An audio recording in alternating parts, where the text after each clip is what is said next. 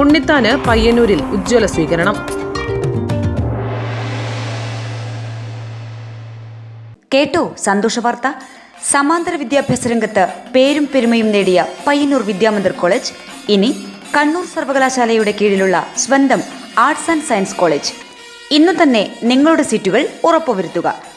Vidyamandir arts and science college, Payyanur. ഇടതുകോട്ടകൾ തകർത്തെറിഞ്ഞ് Kasaragod parliament മണ്ഡലത്തിൽ 1,00,000-ലധികം വോട്ടുകളുടെ ഭൂരിപക്ഷത്തിന് തകർപ്പൻ വിജയം നേടിയ UDF സ്ഥാനാർത്ഥി രാജ്മോഹൻ ഉണ്ണിത്താന് പയ്യന്നൂരിന്റെ മണ്ണിൽ ഉജ്ജ്വല സ്വീകരണം.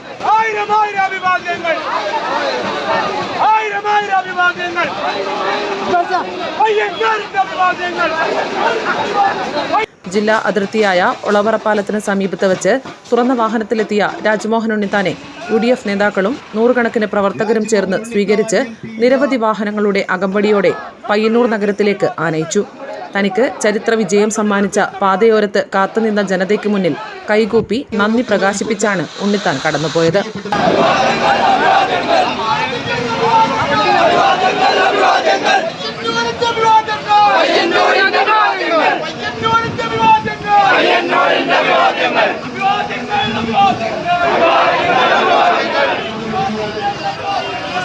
തുടർന്ന് പെരുമ്പയിൽ സ്വീകരണ പൊതുസമ്മേളനം നടന്നു.